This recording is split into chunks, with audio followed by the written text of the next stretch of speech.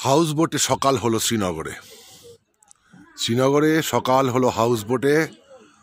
এরা সব ছোট ছোট নৌকো করে সমস্ত কিছু বিক্রি করতে আসছে। চায় कैसे ले रहा है? देख चाय दे। তুই চা খা, দিদি চা খাবে? হ্যাঁ খায়।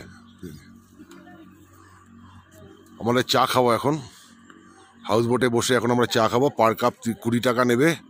সুন্দর করে চা খাবো এখন আমরা হাউস বোটে বসে। শ্রীনগরে শুরু হলো সকালের জার্নি আমার।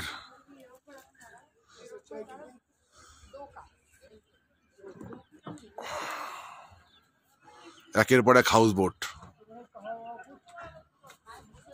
कावा का कितना लेता है बाबू?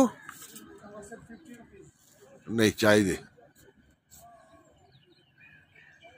मेरा चाटा ना एखाने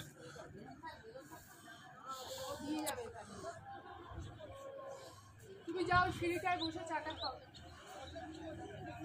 বাস